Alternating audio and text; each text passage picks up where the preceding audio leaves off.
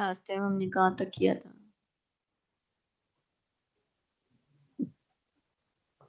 I think 6.1 हम लोगों ने कंप्लीट कर ली।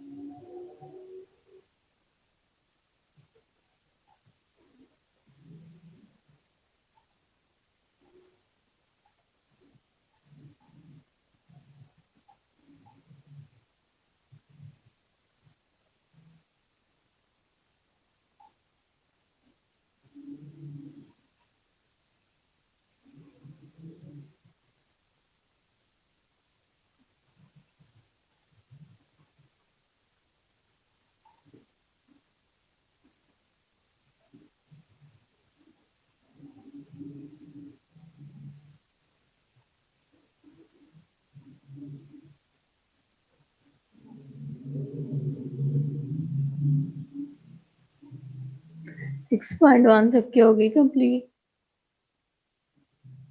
चलिए अटेंडेंस लगा ले इसमें सेशन की। 6.2 स्टार्ट करने जा रही हूँ। अच्छा स्टूडेंट, 6.2 करने से पहले एक दो डेफिनेशंस हैं जो आपको बतानी जरूरी हैं। मैंने स्टूडेंट्स आपको बताया था कि सारी चेन है मतलब आपको एचेलॉन ड्यूस एचेलॉन आएगी, further system of linear equations आएंगे। आपको जो एचेलॉन ड्यूस एचेलॉन वो जुड़ी हुई थी फर्दर एलिमिनेशन मेथड से और गॉस जॉर्डन एलिमिनेशन मेथड से, गॉसियन एलिमिनेशन मेथड से, ये सारा इंटरकनेक्टेड है फर्दर वेक्टर स्पेस से। ठीक है, वेक्टर स्पेस के फर्स्ट एक्सरसाइज में हमने 6.1 में पढ़ा था कि दो तीन चीजें पढ़ी थी। एक तो हमने वेक्टर स्पेस के बारे में पढ़ा, दूसरा हमने उसके 5 एक्सियम सेटिस्फाई करवाने थे, दूसरा हमने सब स्पेस के बारे में पढ़ा जिसके 2 एक्सियम सेटिस्फाई करवाने थे, तीसरा हमने लीनियर इंडिपेंडेंट सेट्स के बारे में पढ़ा। ठीक है, तो लीनियरली इंडिपेंडेंट सेट्स कौन से होते हैं? सॉरी, हमने लीनियर इंडिपेंडेंट पढ़े थे भला?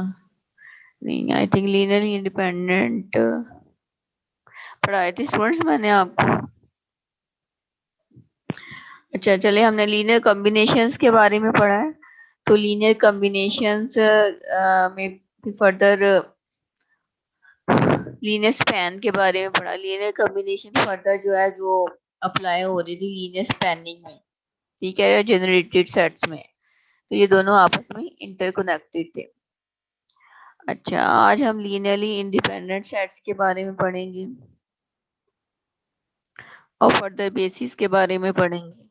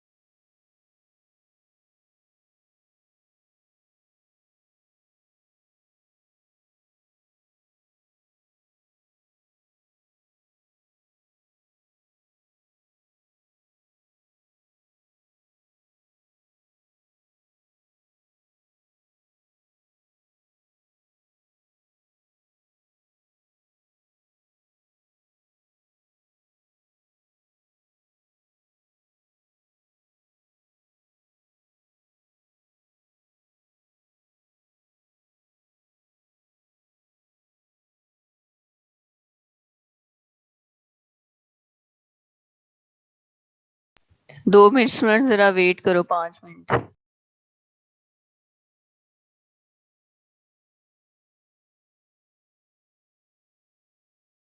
तो हम कर रहे थे स्टूडेंट 6.2। अच्छा स्टूडेंट्स, सबसे पहले 6 इंडिपेंडेंट का पता होना चाहिए। अगर आपको लीनियर कॉम्बिनेशन अच्छे से बनाने आते हैं तो ये भी करने में मुश्किल नहीं होगी। ठीक है, ये उसी से इंटरकनेक्टेड है, लीनियर कॉम्बिनेशन से। अच्छा, लीनियर कॉम्बिनेशन लीनियरली इंडिपेंडेंट और डिपेंडेंट से कनेक्टेड है, और लीनियरली डिपेंडेंट आगे हम बेसिस बनाएंगे उससे कनेक्टेड है। ठीक है, तो ये सारी चीजें जो है ना वो जरा ध्यान से करो। अच्छा, लीनियरली इंडिपेंडेंट और डिपेंडेंट सेट क्या होती है? The vectors v1 v2 and up to so on vm of a vector space v over f are said to be linearly dependent if there exist elements a1 a2 a3 up to so on am belongs to f, not all zero such that their linear combination equal to 0। तो students कह रहा है कि बात गौर से सुनना कि आपने लीनियर कॉम्बिनेशन बनाने हैं जैसे पहले बनाए थे वेक्टर स्पेस। अगर आपके पास v1 v2 कोई से भी 2 या 3 या 10 जितने भी वेक्टर्स हैं और उतने ही आपके पास कांस्टेंट्स हैं, तो उसको लीनियर कॉम्बिनेशन की फॉर्म में इस तरह से हम रिप्रेजेंट कर सकते हैं। अगर और इसको इक्वल टू 0 लिखेंगे। अगर इसमें से कोई एक आध नॉन जीरो आ जाता है तो लीनियरली डिपेंडेंट होगा। क्या है? A B C, A1 A2 A3 AM की वैल्यू कैलकुलेट करेंगे। सारे के सारे अगर 0 आ जाते हैं तो लीनियरली इंडिपेंडेंट होगा। ठीक है, for all AI is equal to 0। और अगर स्टूडेंट्स कोई एक दो इसमें से नॉन जीरो आ जाते हैं तो लीनियरली डिपेंडेंट होगा। एक दफा फिर सुन लो। अगर आपके पास कोई वेक्टर्स हैं 9 10 या 12 जितने भी हैं, उनके लीनियर कॉम्बिनेशन लिखोगे। अगर उनके कांस्टेंट्स की वैल्यू 0 आ जाती हैं तो लीनियरली डिपेंडेंट होगा, और अगर नॉन जीरो आती हैं तो लीनियरली डिपेंडेंट होगा, और अगर सारी की सारी 0 आ जाती हैं तो लीनियरली इंडिपेंडेंट होगी। ठीक है, एक आध क्वेश्चन इसका करके देखते हैं ना, आपकी ज्यादा अंडरस्टैंडिंग डेवलप होगी।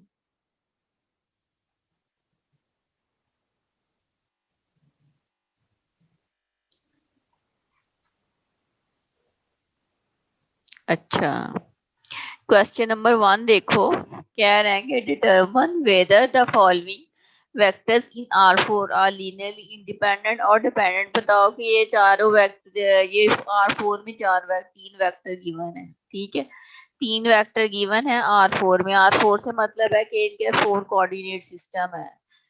ठीक है, R2 में हो तो 2 कोऑर्डिनेट सिस्टम, 3 में हो तो 3 कोऑर्डिनेट सिस्टम। ये 4 कोऑर्डिनेट सिस्टम का वेक्टर्स हैं, 3 वेक्टर है। ठीक है, इसको जैसे पहले करते थे लीनियर कॉम्बिनेशन बना लेंगे। इसको v1 का नाम दे लो, इसको v2 का दे लो, इसको v3 का दे लो। तो आप क्या लिखोगे यहाँ? a v1 plus b v2, a1 a2 a3 भी लिख सकते हो, a b c भी लिख सकते हो, जो आपका दिल करे वो लिख सकते हो। ठीक है, ये इस तरह से आपने इसको लीनियर कॉम्बिनेशन में बना लिया। जैसे स्टूडेंट लीनियरली इंडिपेंडेंट में बनाते थे लीनियर कॉम्बिनेशन, बिल्कुल उन्हीं लाइंस पे। फर्क सिर्फ ये है कि उसमें ये वाली टर्म जो आती थी वो एक वेक्टर होता था, यहाँ पर ये सारी इक्वल टू 0 करें। ठीक है, अच्छा, अब लीनियर कॉम्बिनेशन बना लिए, v1 v2 v3 पुट कर लिए। अब a को फर्दर मल्टीप्लाई कर दिए यहाँ पर b को फर्दर मल्टीप्लाई कर दिया वेक्टर के अंदर, और यहाँ सी को मल्टीप्लाई कर दिया वेक्टर में। ठीक है, तो जब स्टूडेंट्स आपने मल्टीप्लिकेशन की है इन सब टर्म्स की और फर्दर ऐड कर लिया फर्स्ट टर्म में फर्स्ट टर्म, जैसे लीनियर कॉम्बिनेशन में करते थे, तो 4 कोऑर्डिनेट्स का वेक्टर आ गया। अब ये क्योंकि ये 0 वेक्टर के इक्वल है तो आप इसे लिख सकते हो इक्वल टू 0। ठीक है, तो इसका क्या मतलब है कि this one equal to 0, this one will be equal to 0 and this one will be equal to 0 and this one as well equal to 0। यहाँ पर स्टूडेंट्स उन्होंने किसी और तरीके से लाइन की इक्वेशन बना के तो उसमें किया, एलिमिनेशन मेथड से भी हो सकता है। आप बेहतर है कि इसको ना एक ही मेथड अपनाओ थ्रू आउट, ताकि करने में प्रॉब्लम ना हो। A3 तो इस तरीके से कर लो।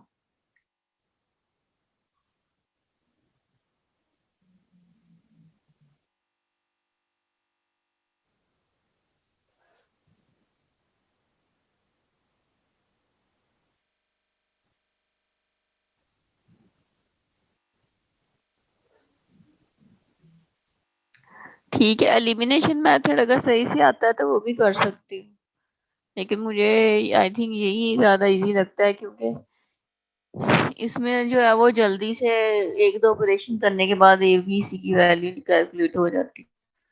अच्छा, तो स्टूडेंट इस तरह से ABC की वैल्यू कैलकुलेट की है, और या आई थिंक सबकी वैल्यू जो है ना वो इक्वल टू 0 आ रही होगी। तो इस केस में हम कह सकते हैं कि लीनियरली डिपेंडेंट है। इसको करके देखो, अभी सिस्टम को अभी सॉल्व करके देखो और मुझे बताओ कि तुम लोगों की क्या वैल्यूज आती है।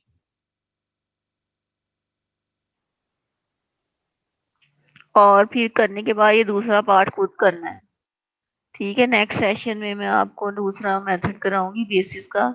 फिलहाल ये लीनियरली इंडिपेंडेंट का एक तो ये मैट्रिक्स फाइंड करके देखो, ABC की वैल्यू फाइंड करके देखो, और दूसरा जो है अगर कर लेते हो तो मुझे एक तो उसके रिजल्ट्स बताओ, दूसरा इसको सॉल्व करो इस सेशन में।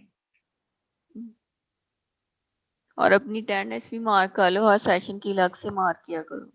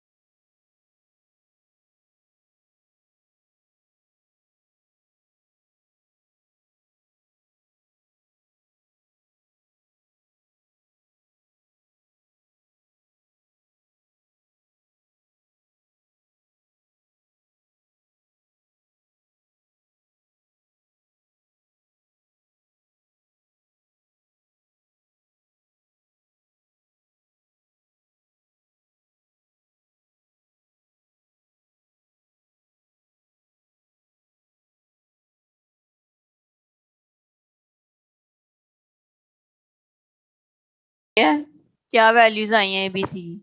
0 आ रहे हैं। ठीक है स्टूडेंट्स, अगर 0 आ जाए तो सारे जो है ना वो लीनियरली डिपेंडेंट होती हैं। ठीक है, दूसरा अगर इस तरीके से करना चाह रहे हो, मे भी किसी स्टूडेंट ने इस ऐसे भी किया हो इंटरमीडिएट में, तो इस तरीके से भी अगर आपके पास कोई लीनियर कम लीनियर कम लीनियर कह रही हूँ, स्केलर मल्टीप्लिकेशन की फॉर्म में आ जाए तो भी लीनियरली डिपेंडेंट होते हैं। ठीक है, एक तो सारे 0 होने चाहिए, या फिर इस तरह से जैसे इनका आया है स्केलर मल्टीप्लिकेशन की फॉर्म में, तो भी लीनियरली डिपेंडेंट होते हैं। ठीक है स्टूडेंट्स, इंडिपेंडेंट में 0 आना चाहिए, तुम लोगों को तो 0 नहीं आना चाहिए। ये 0 कैसे आ रहा है? सही से किया है, एक दफा फिर करो ये इश्वा। कौन था अभी जिसने मुझे बताया था? हाँ जी, तो फिर 0 तो ना आया, फिर तो आपके पास इनफाइनाइट मैनी सोल्यूशन आ गए।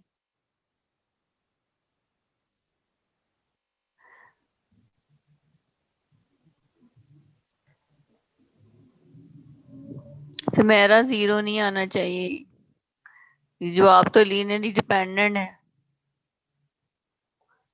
अच्छा, लास्ट पूरी 0 आ गई तो फिर तो 0 तो ना हुआ, फिर तो इनफाइनाइट मैनी सॉल्यूशंस पॉसिबल है।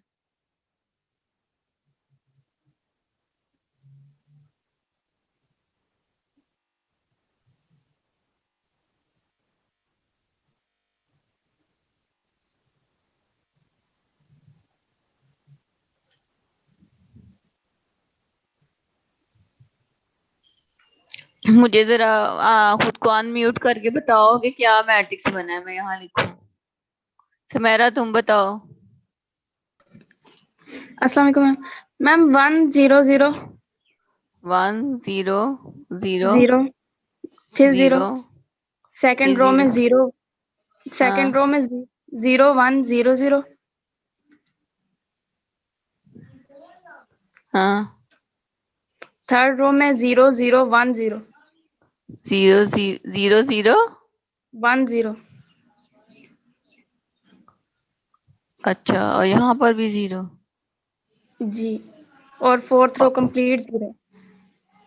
Fourth row complete 0। जी बाकियों का भी यही आ रहा है।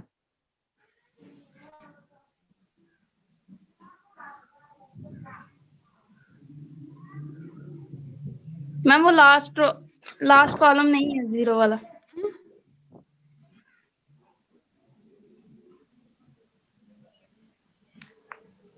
तीन रो तो तीन ही नहीं बननी चाहिए।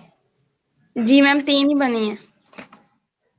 तो ये वाली फिर क्यों लिखवाई? ये वाली सारी ये काट दूं? मैम यहाँ 1 चार। आ रहा है। जी मैम ये 3 रो में 1 आ रहा है और चौथी रो कंप्लीट 0 है। अच्छा ठीक है। जी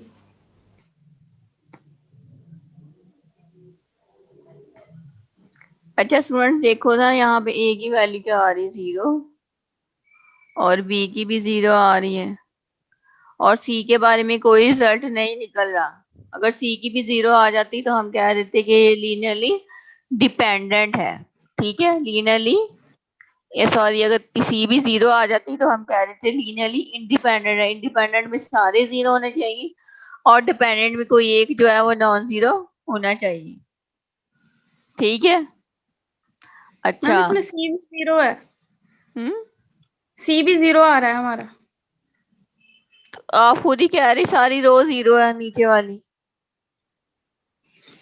मैम फिर सी 4 0 रोज कैसे है आ ना, गया? तो चौथी रो।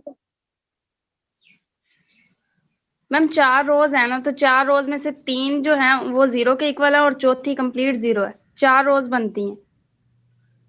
मैम ये एलिमिनेशन मेथड से करना है या जॉर्डन मेथड से करना है?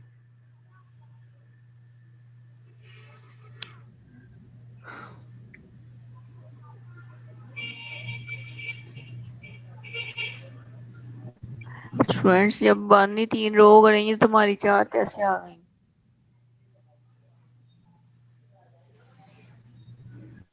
मैम आपने 4 रोज ही लिखी हैं।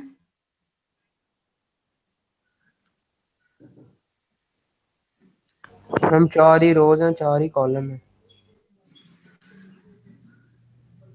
मैम एलिमिनेशन मेथड ठीक है या जॉर्डन मेथड से करेंगे?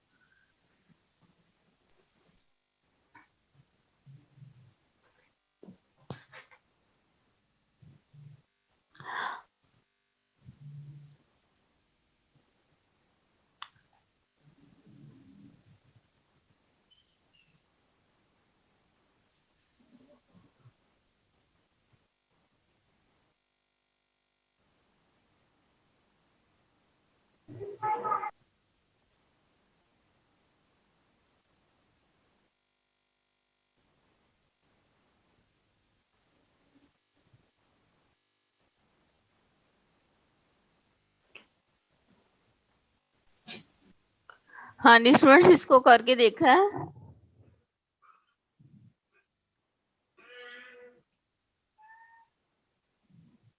मेरा इसको किया था मैट्रिक्स को।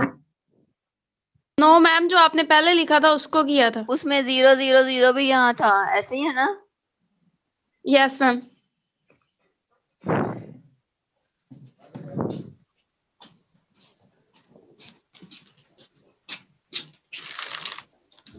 बाकी लोग भी एक दफा करो, फिर दोनों का सबका इकट्ठा देखती हूँ।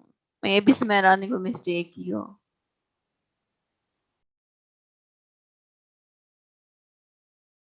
मैम अब इस मैट्रिक्स के साथ करें या जो पिछला आपने लिखवाया उसके साथ?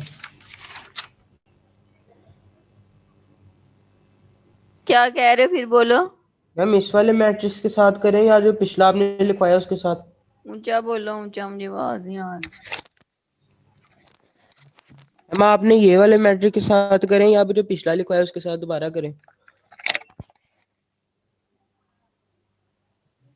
नहीं समझ आई। मैम वो पूछ रहा है कि मैम इस पहले मैट्रिक्स आपने को कोई और सॉल्व। लिखवाया हाँ था। सुमेरा बोले, मुझे इसकी आवाज आ रही है। मैम वो ये पूछ रहा है कि हमने अब इस मैट्रिक्स को सॉल्व करना है, जो आपने पहले लिखा था उसको करना है। ये वही है स्टूडेंट्स, यहाँ पर क्योंकि सारी जीरो थी, तो आप चाहे इसको उस फॉर्म में लिख लो, चाहे इस फॉर्म में लिख लो, ऐसे ही लिख लो तो मैम पहले कोई आपने फर्क और नहीं। लिखवाया था। हाँ ऐसे ही कर लो, चलो। मैम वो वैल्यूज और थी।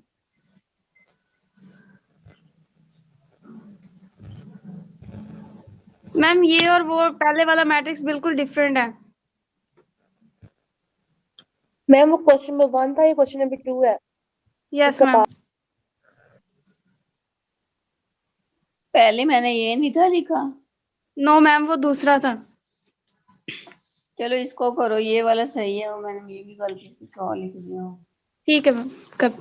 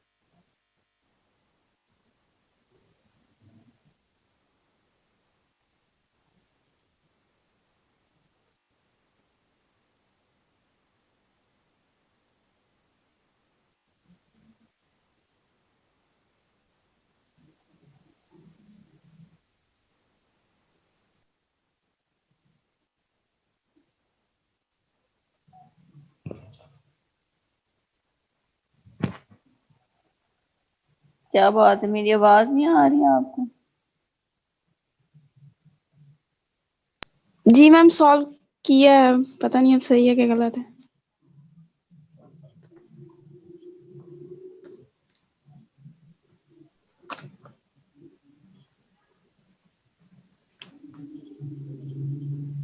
मैम इसमें कोई भी रो कंप्लीट जीरो नहीं है। हाँ जी, मुझे मैट्रिक्स बताओ क्या आया। मैम मैंने रिड्यूस एचएलएन में चेंज किया तो वो ये आया 1 0 1 0 0 0। फिर 0 अच्छा आगे। 0 1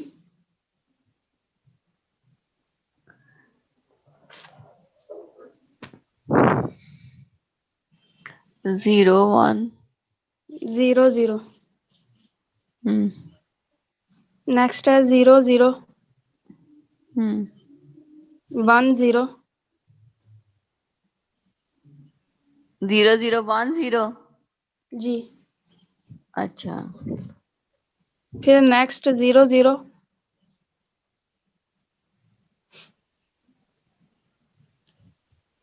-32।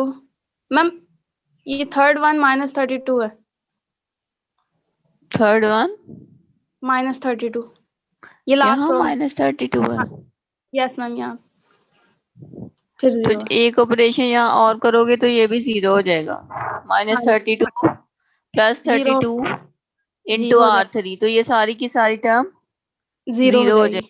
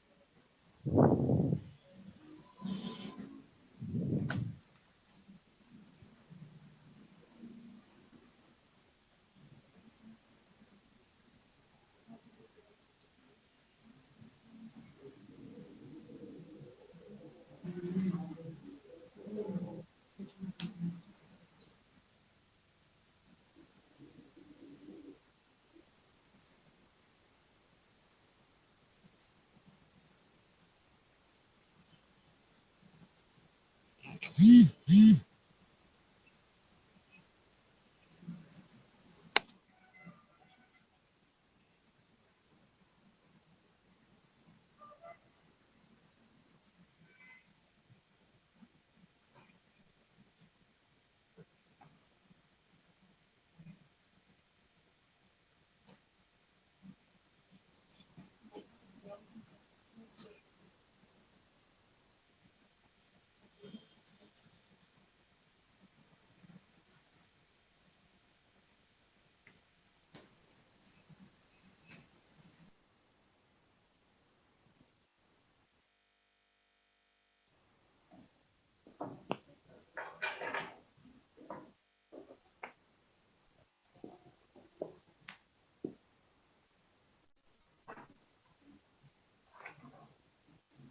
मैम ये ठीक है अब। बाकी लोग बताएं बाकियों का क्या है। मैम एक और स्टूडेंट का भी सेम ऐसे ही बन रहा है मैट्रिक्स।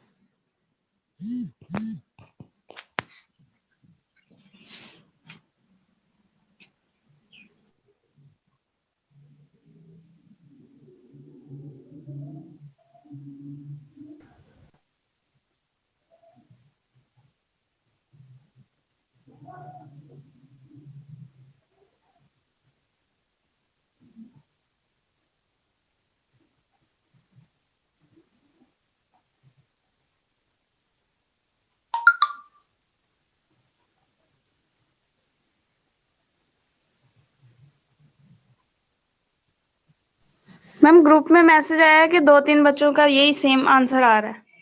अच्छा ठीक है। जी मैम।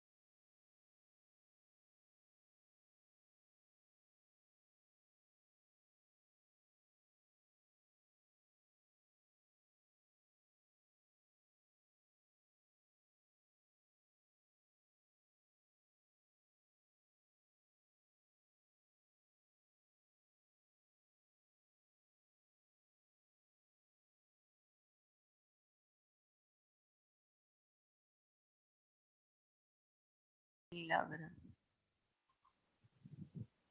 आपके पास ऐसे था 1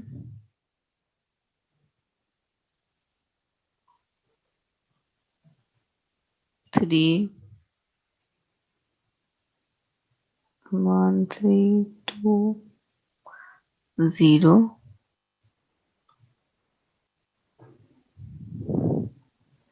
3 8 9 और 0 और था -1 -5 और 4 और 0 और 4 7 23 और 0।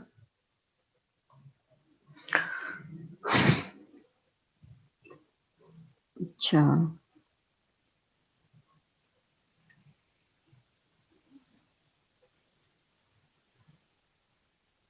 सबसे पहले तो आपने R2 - 3 R1 की,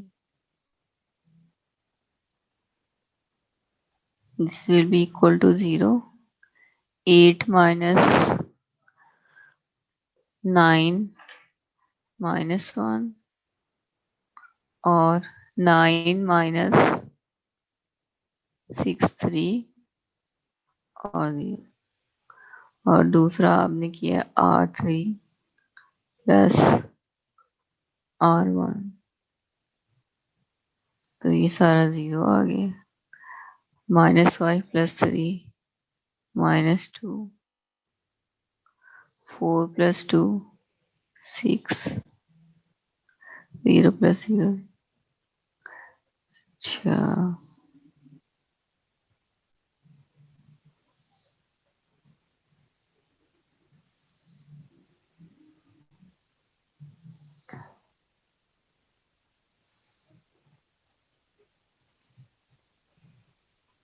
जीरो 4 - 7 - 12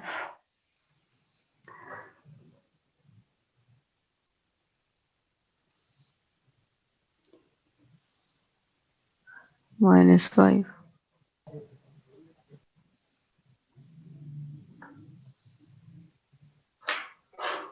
23 - 8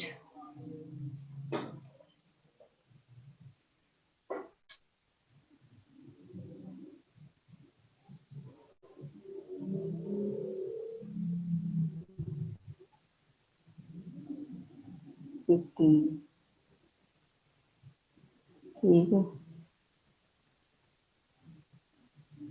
अच्छा, further 1 3 2 और 0 और 0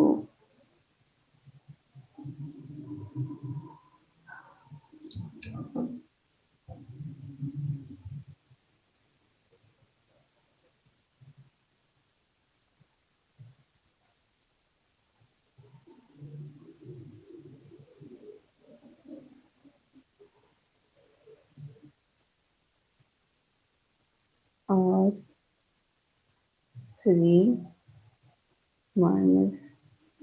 2R2, ये 0 आ गया यहाँ पर, ये भी 0 आ गया,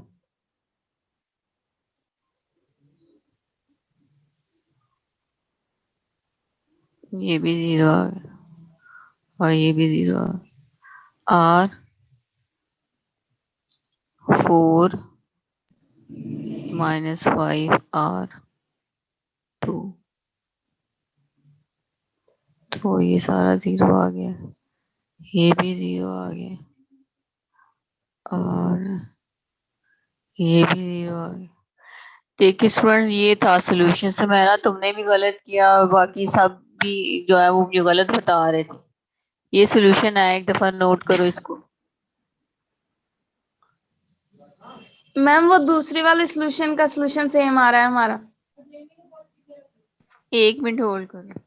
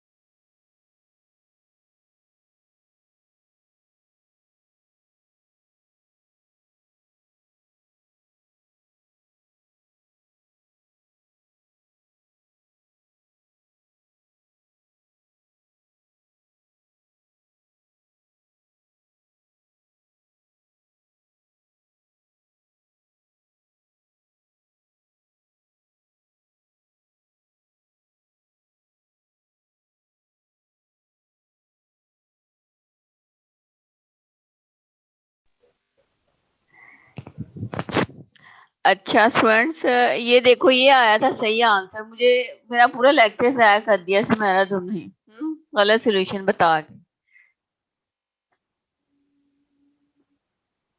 अच्छा इसको अब नोट कर लो सब बच्चे जो मैंने किए। अच्छा जब इसको लिखोगे तो क्या आएगा, a+3b प्लस मैम वो वाला 2। सॉल्यूशन उसका था जो आपने मैट्रिक्स बाद में लिखवाया था। तो ये भी मैंने मैट्रिक्स में लिखा है, वही लिखा है जो मैंने लिखवाया था।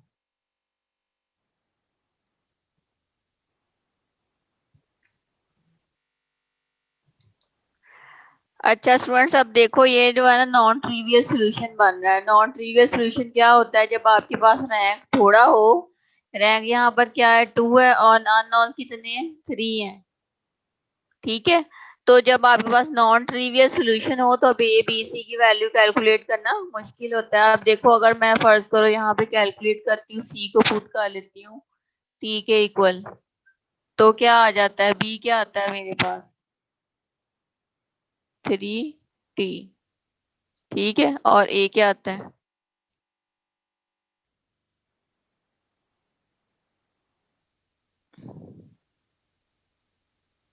a+3t प्लस 2t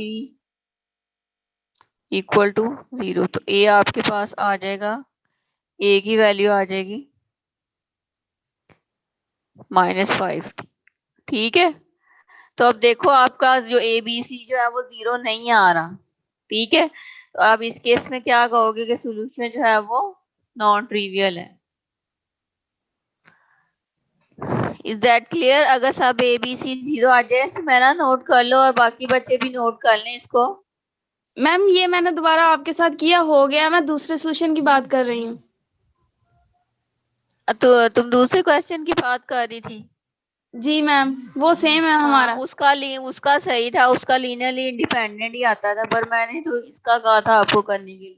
जी मैम, ये पहले मैंने देखा तो उसमें लास्ट वाली रो में हाँ मिस्टेक जी, थी, वो चलो सेम सही है, आपकी तरह फिर हो गया। इसको भी नोट कर लो सब बच्चे। जी ये मैम। स्टूडेंट मुझे तो इस तरह से करना ज्यादा कन्वीनियंट लगता है, बजाय इसके कि ये लाइनें शाइनें आप बनाओ, इसमें गलती का चांस ज्यादा होता है। वैसे भी इसकी ज्यादा प्रैक्टिस है आप लोगों को।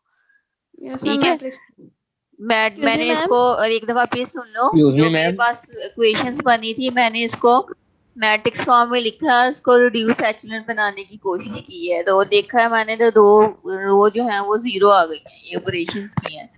Excuse me 2 ma'am. रोज 0 आ गई हैं तो रैंक आपके पास 2 आ गया है। तो जब आपके पास रैंक थोड़ा और अननोन ज्यादा हो, रैंक 2 है यहाँ अननोन 3 है, तो आपके पास नॉन ट्रिवियल सोल्यूशन आ रहा है। ठीक है, in case of non trivial solution आपके पास क्या होता है, सोल्यूशन होता है वो लीनियरली डिपेंडेंट होता है। ठीक है, तो एक बात ये, दूसरी बात ये कि अगर आपके पास नॉन जीरो आ जाए, जैसे यहाँ पर इनफाइनाइट मैनी सॉल्यूशंस आ रहे हैं, ठीक है, तो भी अब वो एक ही बात होगी, नॉट ट्रिवियल सॉल्यूशन में इनफाइनाइट मैनी सॉल्यूशंस ही आती होती हैं। तो आपकी मतलब नॉन जीरो वैल्यूज आ जाए तो आपके पास सॉल्यूशन जो होता है वो लीनियरली डिपेंडेंट होता है। जबकि इसके बरक्स ये दूसरा क्वेश्चन देखो, ये वाला, इसमें स्टूडेंट्स जब आप कैलकुलेट करोगे तो ए बी सी सारे 0 आ रहे हैं, इसलिए इसे कह सकते हैं कि ये लीनियरली इंडिपेंडेंट है। ठीक है, अच्छा अब एक्सक्यूज ये मी एक मैम। बात तुम लोगों ने, हाँ जी, मैम यहाँ पे ए की वैल्यू -11t बनती है। कहाँ ये ए जो की आपने भी वैल्यू कैलकुलेट किया है, -11t। 3+5, अच्छा 5t,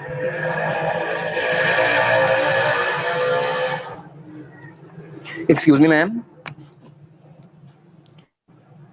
एक मिनट ठहरो। मैम ये दूसरी रो में नहीं -1 बनती को है, मुझे तो पॉजिटिव का यही नहीं आ करेंगे रही हम? है 11t कैसे बन रही है। मैम ये 3 को बी की मल्टीप्लाई वैल्यू नहीं करना मैम चाहिए।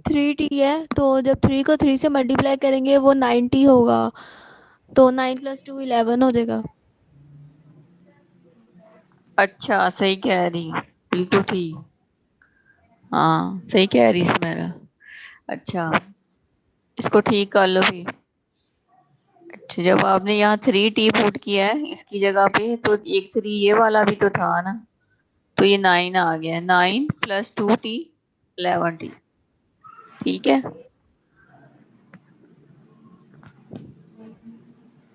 ये उद्दी 11 बन रही है।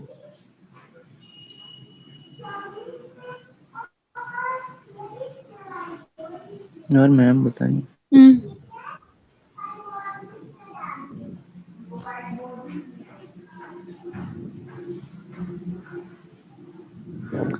अच्छा स्टूडेंट्स, ये क्वेश्चन नंबर 2 जो है ना, तुम लोगों ने इन लाइंस पे खुद ही करके देख लेना। इसमें ए बी सी जो है ना तीनों 0 आ रहे हैं। अच्छा, ये क्वेश्चन नंबर 2 है, क्या कह रहे हैं कि क्वेश्चन में कह रहा है कि अगर आपके पास कोई P3 में, ये नोट कर लिया, बता दूं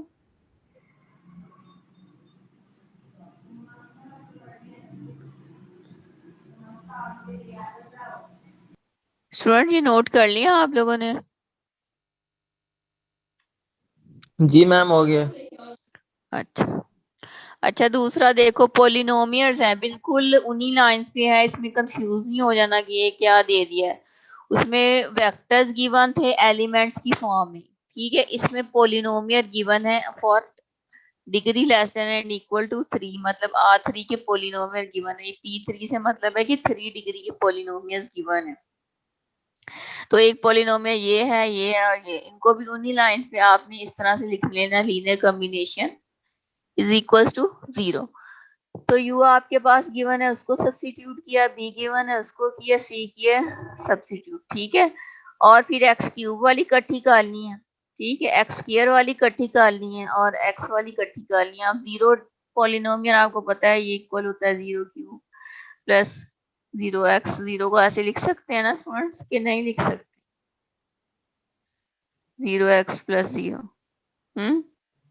तो यहाँ पर कंपेयर कर लिया, कोफिशिएंट्स को कंपेयर किया है, इसको 0 को इससे कंपेयर किया है, इसको इस 0 से कंपेयर किया है, इसको इस 0 से कंपेयर किया है और इसको इस 0 से कंपेयर किया है।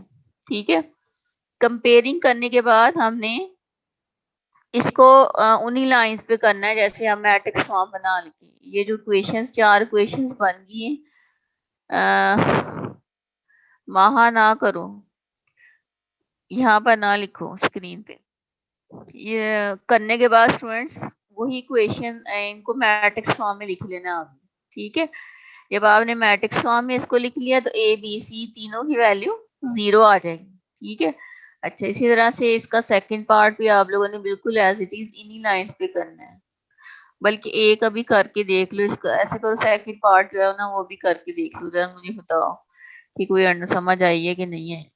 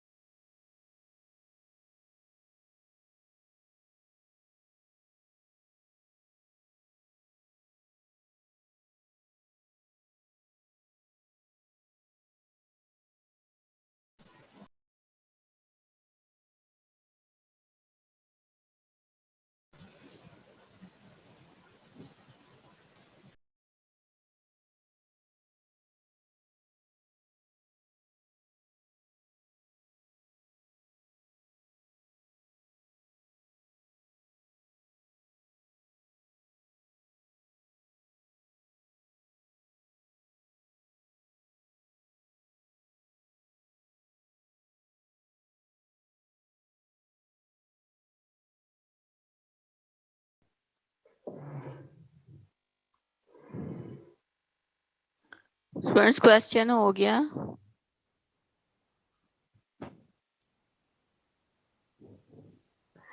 6 minutes remains to off the session. किसी की अटेंडेंस आएगी तो जल्दी से मार्क कर ली। और स्टूडेंट्स अपना होमवर्क सुन लो तुम लोग। क्वेश्चन नंबर 1, ठीक है, 2,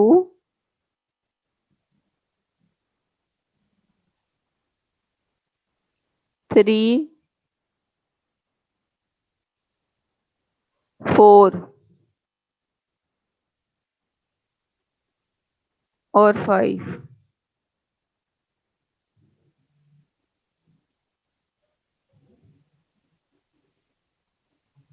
सिक्स,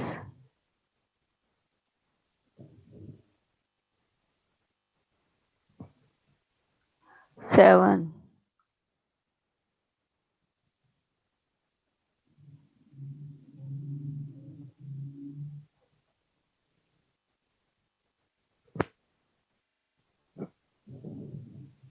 7 पहले 7 क्वेश्चन जो है ना ये आप लोग का होमवर्क है।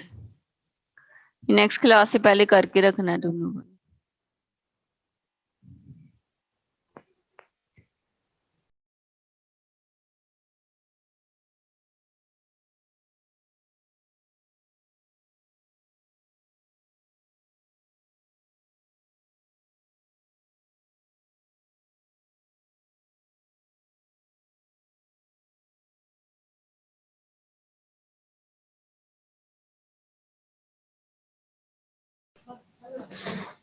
मैम 6.1 के क्वेश्चन 6 की समझ नहीं आ रही, पता नहीं आपका मेथड और बुक वालों ने जिस तरह आंसर दिया हुआ है वो डिफरेंट है।